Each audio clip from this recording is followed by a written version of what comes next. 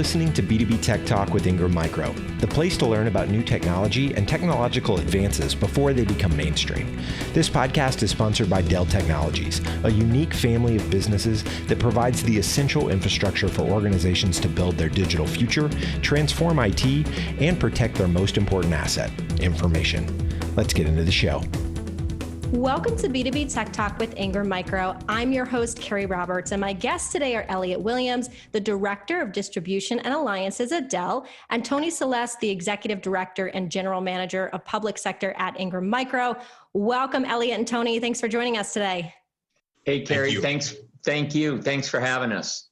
So given this is the federal government fiscal year end, and of course, the federal busy season, what are some important things to consider that partners might not have given enough attention to yet? You know, I think the biggest thing is we're in a bit of uncharted waters this year. So they're going to need to be prepared to expect the unexpected. The COVID-19 pandemic accelerated some activity, but it delayed a lot of others and pushed some things to the right. That's a little further complicated by a highly political midterm presidential election year and a bunch of social unrest going out there, which adds to the distractions.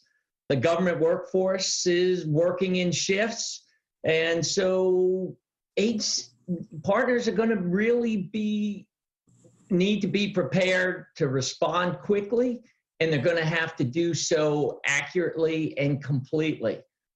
Yeah, I would echo what Tony said. I think there's two big things, right? He touched on COVID and the uncertainty around it, but there's also some certainty around COVID in the sense of you look at the VA and what they're going to have to do to help support veterans around COVID and around telehealth and things of that nature. You also look at the ability for us to be able to, federal government workers to be able to work from home, right? So the increased amount of bandwidth, increased amount of client products that are out there, and the ability for not only the government as a whole, but more so industry-wide throughout the U.S., the ability for us to be able to work in an environment that we're not face-to-face. And so I think that's the first part. Then I think that the second part of it is when you look at the CARES Act and you look at what's tied to the CARES Act, partners understanding the ability to go after some of those particular opportunities and being able to solve the customer, in this case, the federal government, solve their challenges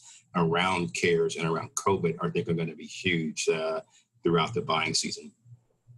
Yeah, I think those are some good points. You know, not only are there a lot of new changes and new things happening, but I think you're right, Elliot, there are some things that are going to be consistent with people working from home, using more technology, being aware of what's going on in the government each year. How do you suggest, from kind of a general perspective, how partners can support and manage these changes? So I'll start, Tony, and then I'll turn it back over to you. I think they first have to understand the challenges that the government is facing, right? And so Tony touched on, the civil unrest and the climate we're in now, elections coming up. If you're someone and you're looking at this right now, how do you help the government in a way that allows them to secure the election, right? How do you help them and make sure that all the ballots come back on time? How do you help them to make sure that their employees stay safe? And so you see partners looking at this and trying to figure out how they solve those particular problems. The last one I would say is, how do they work from home and be equally as effective as if they were in the office? And as a parent, if my kids are at home, how can we help employees from a federal standpoint be able to work in those environments and also be able to take care of their families? And so it's kind of a four-pronged approach. And I think that this is not going to change or go away in the next year or two. So we need to get good and need to get better at how we support the federal government in those initiatives. Tony? Yeah, I agree with all those things, Elliot. I'm going to take a little bit of a different kind of tangent on this, Keri, and I'm going to say, when you look at the partners, they're going to look at this and say, okay, how has this impacted our business? What is going to happen? How is the government acquisition workforce, where all this business has kind of been delayed and now they're in their last quarter and they got to spend all this money before the end of September 30th. How is that going to happen? And what does that really mean? So we just had a briefing from the Coalition of Government Procurement, and they indicated that the DoD in this last quarter still has 33% of their budgeted IT spend to transact, and that some of the civilian agencies like DHS, HHS, so Homeland Security, Health and Human Services, and Veterans Affairs still may have as much as 50% of their budgeted IT spend to transact. So they need to be monitoring the contract vehicles that they're going to go to for this. Best in class, the best OMB best in class mandated contract vehicles. These are the GWACs. So the government-wide acquisition contract vehicles like the NIH, NITEC, CIOCS, the NASA SOUP 5, GSA, but they're going to have to be prepared up front to respond. Now is not the time to be asking questions, not meeting the deadlines, asking for extensions. They're just not going to be able to do that. So they've got to do much more upfront work than they've had to do in previous end of government fiscal years. So that's one of the big things that they're going to have to do is that upfront preparation. They're going to have to make assumptions to assume that whether the government's asked for it or not, everything's going to have to be TAA compliant. That's their general expectation. They're going to need to make sure that they have the appropriate credit facilities with their distribution partners or their banking sources, because this, relative to cash flow and order demand. And then they're also going to have to look at the shipping and really make sure to pay attention to those details, because from a receiving perspective, the government needs to receive it and acknowledge it before, it can be invoiced and paid. And so those are all the things that we're going to be advising our partners to be watching out for and paying attention to right now, because it's going to be a really busy time. Do you have any suggestions for partners? Because you just said 33% at the time of this recording, as we're doing it in August, for the DoD has not been spent yet. Do you have any suggestions for partners to be able to get in as part of that 33% so that they're the ones that are chosen? Yeah, well, I mean, the majority of that business, because it's so late, is pretty much already teed up in the queue, and the acquisition shops are going to turn about 80% of those transactions are going to go through those major acquisition contracting vehicles, the best-in-class ones that I just mentioned. So if they're a prime contractor on those, they're in great shape. They're already working. They're monitoring for when those things are going to hit the bid board and watching for them. If you've influenced that business and you're expecting it and you're not sure where that business is going to pop out, well, you better be upfront connecting with those prime contractors that hold those contracts and making sure you've got a relationship intact and in place and ready to go to monitor for it. Now, Tony, we chatted about the CARES Act in episode 93. In general, we've talked about this a lot. And Elliot, you mentioned it earlier today as well. When it comes to people working from home and students working from home, it's important to make sure teachers and students have the access they need as the school year is approaching. And there is government funding for this. So when it comes to teachers and students, how do you suggest the government manage these funds, and what's the best way to move forward with this? So I think first, the challenges that students and educators are going to face are much like those that are being experienced by their parents as they went to teleworking and working from home. But students and educators are going to face far more challenges than the normal teleworking situation. Educators are going to need the appropriate tools to do this and follow up with students. Students are going to It's not just about being able to access, but it's also about their ability to learn. So the government's going to need to be very careful in how they manage this, and they're going to need the industry's help to do it. So, by that, what I mean is there's been a tremendous amount of stimulus pushed out there, and there's a bunch of monies available to academic institutions and state and local governments to do this. But they're also going to have to look at how are they going to enable families, because not all families have environments that are conducive to having both their parents working from home, their kids in an environment where they're going to be able to retain the information they're receiving uninterrupted. And so this is a lot different than just having, a couple hours of homework at night and maybe, in your bedroom, laying on your bed doing it. They're now looking at trying to spend 8 hours being educated and having to follow up. So government is going to have to put some things in place that are going to help families and parents to make sure they have the connectivity, to make sure that they've got the financial resources to make workspaces available and conducive to this environment in their homes. Yeah, so as a parent of a 19-year-old, I struggle with how we as a federal government, how we can best support that environment. The challenge that we're going to run into in many cases, and this is where the government is going to have to really step in, is around access to 5G, access to rural and urban areas to be able to support those communities that don't have the same connectivity.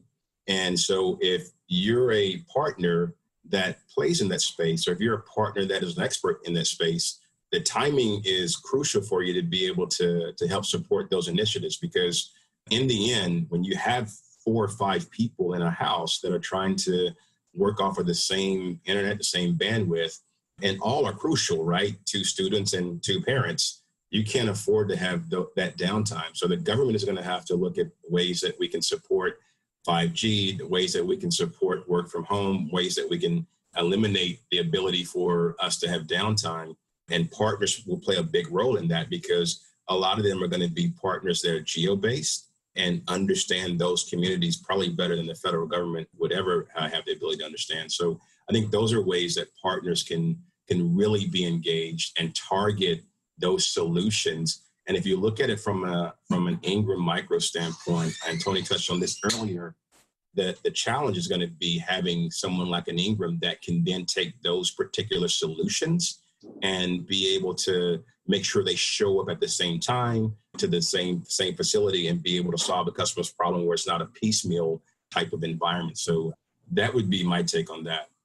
I want to shift a little bit to data modernization, because this pandemic has certainly accelerated digital transformation. Where would you say we're at today with this, and especially when it comes to the education space as we're talking about it now?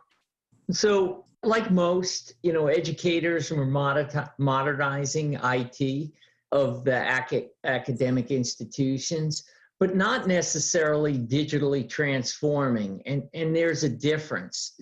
To truly digitally transform, you need to change the way you're doing things. It's more than just acquiring and using the latest technology.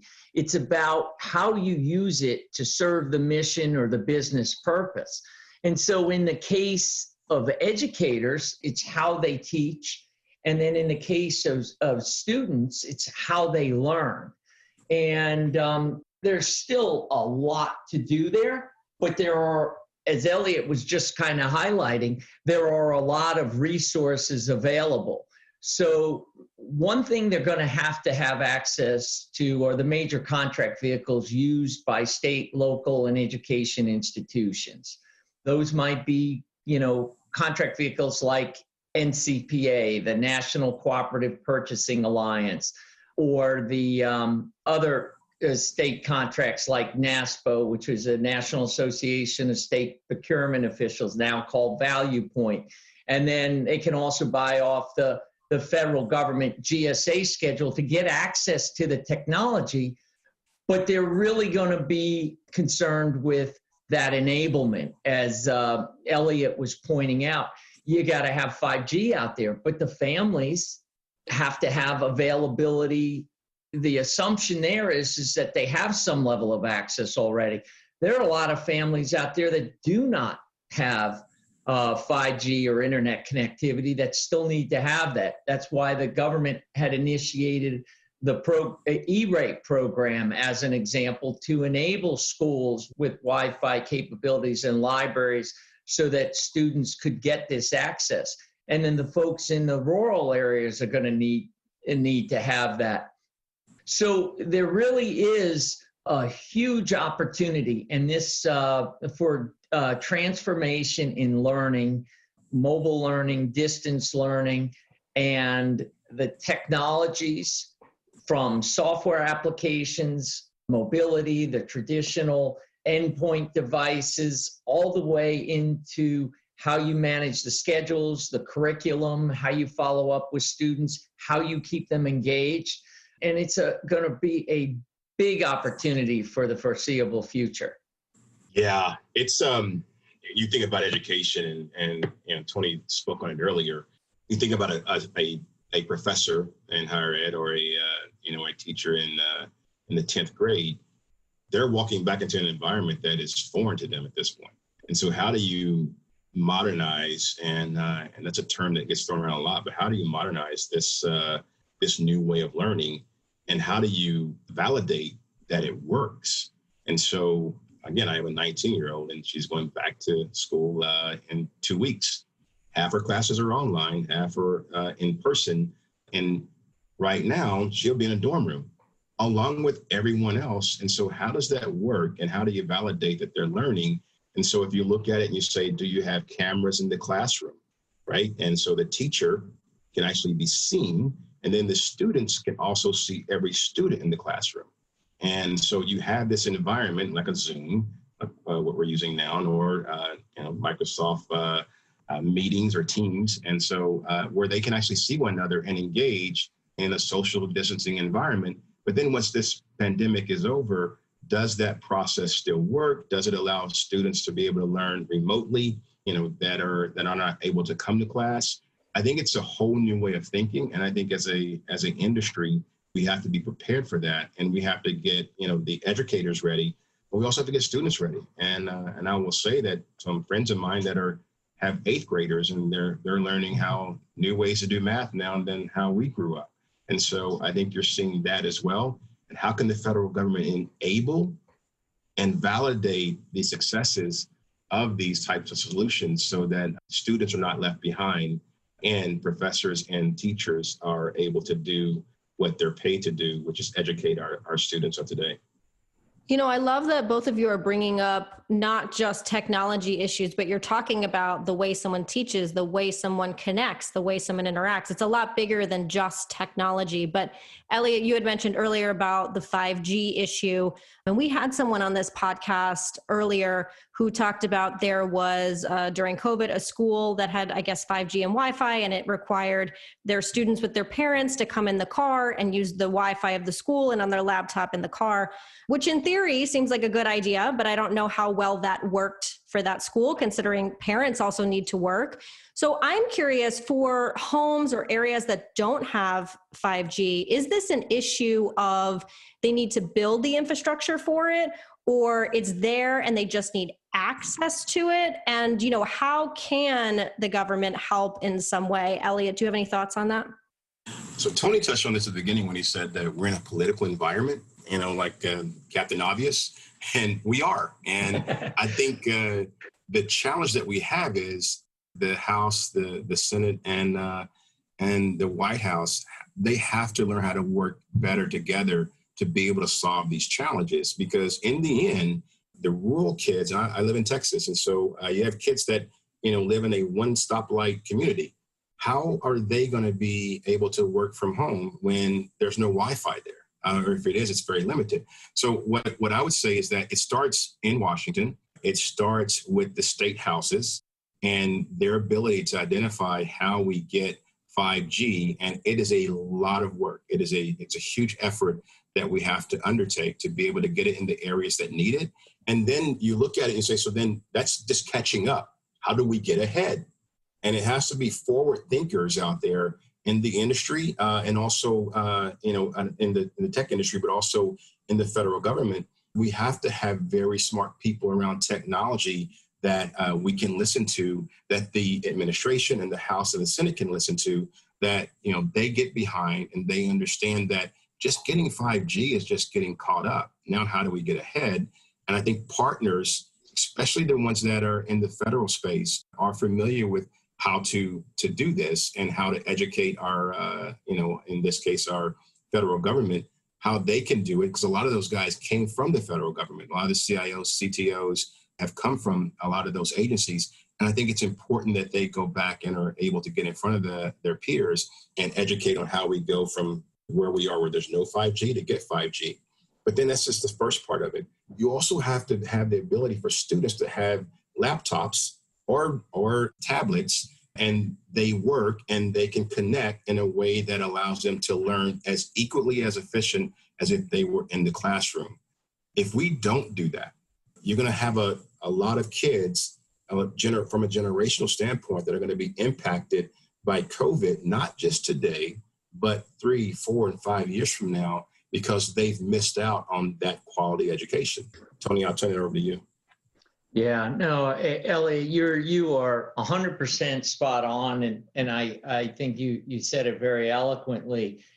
The feds can play a role, but to properly execute, state and local governments are going to be involved. The education institutions are going to be involved, and parents and families are going to play a role. I touched on this a little earlier, the E-rate, Universal Service Program. That's actually administered by the Federal Communications Commission.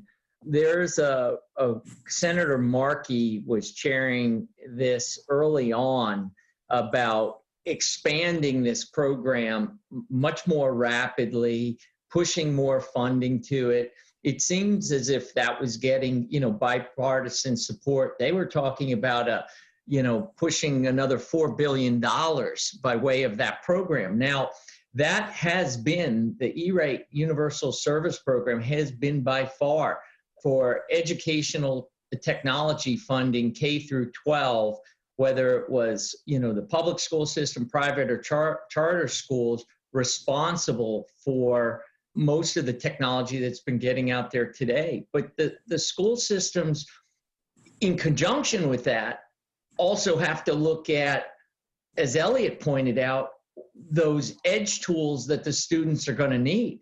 They're going to need those laptops, tablets, Chromebooks, whatever the phone devices that not all students and families have. And then to take that even a step further, those families are going to need access to the internet, whether that be through Wi-Fi or 5G through some internet service provider.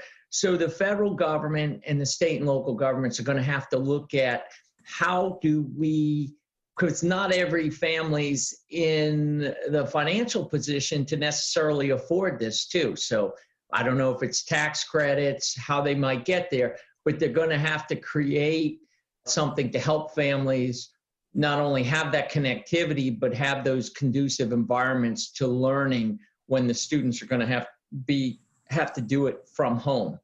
So that's some perspective, I would share out there. But if you're not familiar with the E-rate program, it's something to really take a strong look at. Both of you are bringing so much knowledge today beyond just technology. I know I greatly appreciate it. I'm sure the listeners do as well. Elliot, you were mentioning, the government catching up and doing things that should have been done a while ago and now moving forward. And one of the things that they've done is improve the DMV. And that's always nice to hear. And it's, the pandemic has pushed it in a positive way to be using more technology as a whole. Can either of you share with us kind of the online experience that they've created? Sure. So the pandemic accelerated the need for digital transformation. I touched on this earlier. Both federal and the state and local governments were all caught unprepared for what this really meant. I mean, prior technology was the databases, the back office, the information repositories. You still physically had to show up to do a lot of things at the DMV in person. But digital transformation is really about serving your citizens differently with innovative technology approaches. It's about leveraging digital innovation to better protect our warfighters and our first responders. It's about driving better health outcomes for our veterans and our citizens. And so when you look at something like Department of Motor Vehicles, it was an experience that most citizens dreaded, because why? You go wait in long lines to find out you're missing some information, to then get checked in, to then get a number, to sit around waiting for your number to be called to go to some window. And now, because of this situation, a lot of services were accelerated to be putting online. There's an ability to go do a lot of that online without having to go in present. And then when you had to be present, now you can schedule an appointment in advance, show up at your pre-negotiated appointment time, be serviced in and out very quickly, already knowing what information you needed to have to address it while you're there. So a much improved experience is what we're seeing. And we're seeing a lot. That's just one example. I mean, look on the Fed side with veterans and what they're doing in the area of telehealth and telemedicine, to getting to, a lot of our veterans live in relatively remote places, and having to travel all the way to a VA hospital was problematic. So the ability to now do virtual healthcare and interact with physicians or health specialists via technology is a much more innovative way, and is getting our veterans better service more quickly. So those are just a couple of examples of digital transformation versus IT modernization. Yeah, I think it boils down to also, when you think about the telehealth, not just for the VA, but for, average day citizen. I mean, I can attest that I go to the doctor more now and get checked out more than I ever have, because all I have to do is log onto my laptop. But I think what it also brings up is the need to make sure that those communications from a cyber standpoint are protected. Those communications are validated from a HIPAA standpoint, that that data is not shared. So I think as we become more and more able to do things from home with, the virus and whatnot, and we are able to have more telehealth, we are able to do things like the DMV, which was, to Tony's point, a challenge in the past. I think what it also underscores is the ability to make sure that all of those communications have a framework from a cybersecurity standpoint wrapped around it, so that you feel equally as secure doing it online as you do walking into the dentist's office or walking into a doctor's office to do some of the same things that we're doing online now. Now, Ingram and Dell always have lots of ways to support partners and customers, but specifically, can you talk about how you're supporting this kind of work from home environment and make it just as effective as if people are working in the office or in the classroom for students and teachers? What are some of the options that you provide? The challenge is, I think, higher ed is different than healthcare, right? K through 12 is different than state and local, and then federal is just its own different beast. So I think the first thing that we try to do is make sure we understand the challenges that each one is facing. So I'm just going to take a K through 12, for example, and working with that team, the challenges that we've seen is trying to validate what the teacher needs when some schools are going back, some schools are doing online, some schools are doing both, some are doing 50%, some are doing 80%. And so understanding that difference. And so what we put together are some solutions around the teacher being able to do his or her classroom work, not only from a virtual standpoint, but also their ability to be able to see their students and then record it so that that solution or that particular day that they've done can be seen for the whole week if a student misses that particular day. So creating solutions that allow them to almost feel like they're in the same room. And then the other piece that I think is equally as important is, we are looking at ways to park, and if it's the right term, to take buses where we don't have 5G and we don't have that connectivity, and parking them in areas where, if it's a rural area or a urban area that they don't have 5G, putting those buses in those particular locations so those students and the parents are not left with the challenge of not being able to connect like others might be that are in other areas. And so I think those are some of the ways that Dell and Ingram, and I would say to that point, some of these solutions require, and a lot of them require, not just a Dell IP. It may require other solutions that will make it a solution that we can then take it, bundle it, and give it to the school district. What Ingram has allowed us to be able to do in partnering with them is being able to get the other solutions that are required. If it is a different monitor, if it is different cameras that we don't make. So Tony and his team allow us the opportunity to bundle and collaborate and go out and then deliver a one solution to the customer that it doesn't look like it's a car showing up with tires one day and a chassis one day and a motor the next day. It all shows up as one car. So Tony, you want to speak on some of that? Yeah, I think the world today is about solutions, not necessarily just, point products. And Elliot's raising some really good points. And we have solution playbooks specifically for the education marketplace that include complementary technologies, whether you looked at those technologies, say the software application stack, the hardware application stack, and they go from the edge all the way to the data center through the cloud. We can support whatever acquisition model is preferred, from whether it's a capital purchase, subscription model, as a service, or traditional financing options like leasing. From a technology perspective, and I already touched on this a bit, and so did Elliot, the application software that helps drive remote and distance learning, or helps the teachers manage their curriculum, or maybe see or notice a student seems somewhat distracted while they're teaching, and being able to almost open up a sidebar window and engage with that student one-on-one.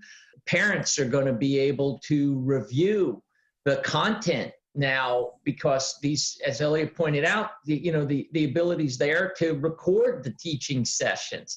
So it's client devices, desktops, laptop, tablets, smartphones, networking, the collaboration suites, AV technology, smart boards. Whole host of things are coming in to play, and you're going to want those playbooks and those resource guides. And then a big thing that this is driving, and Elliot also touched on this, are both with some of the HIPAA requirements with healthcare, is the privacy and security aspects associated with this type of connectivity. And so that's a component of all of these solutions, and everything we do is ensuring privacy and ensuring cybersecurity. Yeah, as I continue to do this show and hear more about Ingram and all the partners, I think the thing I'm constantly impressed with is it's not just about the products that people are using. Both of you are talking about you're creating a full solution, and we're all much more prepared than we were in March. And Dell and Ingram have worked really hard to figure out these solutions and adjust them to each client that they're working with. And I just love to hear that. And I think people listening to understand it, it's not just the product you're getting this full solution and strategy and these people that know what they're talking about. And that's really exciting for me to hear and to see both companies working well together. on this show, we always talk about technology as a whole. And I'd love to ask each of you, where do you see technology going within the next year? And specifically, since we're talking a lot about education and the public sector, where do you see it going within that vertical? And Elliot, I'll start with you. Sure. I think you're going to see more of the, I wouldn't say virtual, but I think a more interactive environment in a sense that we want to make it easier for students to learn. And so when you think about individuals that may be challenged from a handicap standpoint, and so they can't go to a classroom. When you think about people that may be challenged in an environment of learning that's in a big auditorium, right? We had the University of Texas here. Some of their students go to an auditorium where it's 500 students, right? I think you're going to find that that universities and K through 12 are going to have to look at ways that they can best support the students in a way that allows them to learn in the best way. I think in the past, it's a one size fits all in a lot of cases. And I think what we're finding now is that we can tailor a learning environment and a environment where we can validate that learning in a way that students can learn in the environment that best suits them. Obviously, we can't make it to where it's, each one has a different way, but I think we can offer options. And I think you're finding that with universities right now, where there are universities who are open and everybody can come and, we're going to go to classroom. There are universities that tailor it to where, you have working parents that allow them the opportunity to learn. A lot of them are online, but I think you're going to see mainstream universities, the Power Five. You're going to see also what we would call community colleges as well, try to be more tailored to be able to have a more inclusive environment where students can learn. And, I'm a little older. And so I listen to my daughter in some of the classes she's on. I'm like, there's no way I could go back to school right now. It's just crazy.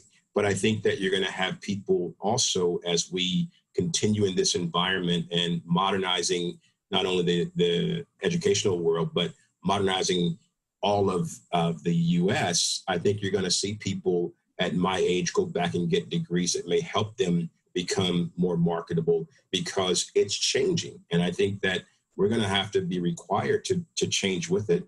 And I think you're going to have an older type of student that's going to want to go back to class, but may not want to deal with, seeing my daughter in the same class I'm in, so to speak. So that's how I see it from a modernization standpoint, if you look at education. Well, wait, I have a question about that because, a lot of people talk about how they think in some ways the college education, the way it's been done is changing. Maybe we don't need to be going to a university as much. And so as you kind of see, okay, the older generation going back to school, does that look like going back to how college is now? Does it look like doing online courses? I mean, with some of this AI and IoT, the colleges don't have the full education yet. I'm curious, what your thoughts are on that. So I think it will be more tailored to what you want to learn, not more tailored to what they want to teach you. And I think that is not just education, right? I mean, if you look at Uber and the taxi business, right? If you would have said 10 years ago, I'm going to hop in a car with a stranger and I'm going to do it on my phone and I'm going to be okay with that. Well, everyone would have been like, there's no way. I think you're going to find universities tailoring to the student and to a multitude of students than the student saying, okay, what does the university have to offer to me? This is where I'm going to go. And I think that is going to change. And I think you brought up AI. You can look at cloud. Cloud is one of the biggest things out there. And Tony can attest to this. If you ask someone to define cloud, you'd get, a million different answers. And it could be the case, but I don't think we have enough people that can do this. And it's why we have a lot of, students that are not born in the United States that come over because we need that talent. I think you're going to find not just in colleges, but in grade school and in middle school and in high school, that we're going to tailor it to where what is in the future. Think of 5G, right? We're trying to catch up, but what does the future look like? And so if I'm only trying to get to where I should be, I will never get to where I should, where the future is. And I think you're going to see education go that same route where I think it's going to be innovative, and I think you're going to find students that are going to be far better equipped to take on the world than we were because of how education was done, over the last, 200 years or 100 years. I like it. You're saying adjusting to how they want to learn versus how they want to teach. That's a really good line. Tony, what are your thoughts on this? Where is technology going in terms of education in the public sector? Yeah, well, I was just disappointed that Elliot didn't bring up spring break and us old people going back to college for spring break. But anyway, no, not to repeat ourselves. It's the need to digitally transform that's going to continue. It's that innovation. It's technology is going to play an even bigger role than it has played previously. And that role is going to change. It's going to transform the way government delivers citizen services and interacts with us. It's going to enable teachers and parents to be more involved in learning and what's being taught. And it's going to create the need for additional scrutiny around privacy and cybersecurity. And those requirements are going to, continue to increase as well from a technology perspective. Now, we talked about a lot of things today, obviously focusing so much on the public sector and education. If people want to learn more about anything we spoke about, or they want to connect with you, where is the best place to do that? For Dell, it's www.dell.com, and then within that, you can also click on if it is state and local, if it is K through 12, or higher ed, or healthcare, or federal, or commercial. And we have, targeted sales organizations that are supporting those. And then if you look at it from a broader standpoint, we also have parts of the company that are focused on solutions that solve the customer's challenges, not only today, but in the future. And then we also have partners like Ingram Micro that we work with, hand and fist, not just in federal, but also on our commercial side and internationally, where we're looking at trying to solve the problem and how we can best work with, those end users and partnering with Ingram Micro to do so. So start with Dell.com and go from there if you want to learn more. Yeah, and for us at Ingram Micro, it's our imaginenext.ingrammicro.com site and /public sector. You can, for the partners out there, you can contact your Ingram Micro sales executive. And if you don't know who that is, we have a general email box, publicsectorsales@ingrammicro.com.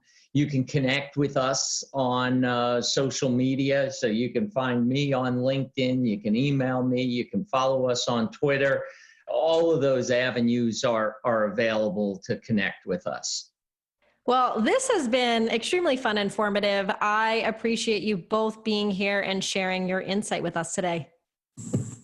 Keri, thank you very much. Yeah, Elliot, thank you. And Keri, thank you too. I very much enjoyed it. If you like this episode or have a question, join the discussion on Twitter at Ingram TechSol with the hashtag B2B Tech Talk. Thank you for tuning in and subscribing to B2B Tech Talk with Ingram Micro. You've been listening to B2B Tech Talk with Ingram Micro, hosted by Keri Roberts. This episode was sponsored by Dell Technologies. B2B Tech Talk is a joint production with Sweetfish Media and Ingram Micro. Ingram Micro production handled by Laura Burton. To not miss an episode, subscribe today to your favorite podcast platform.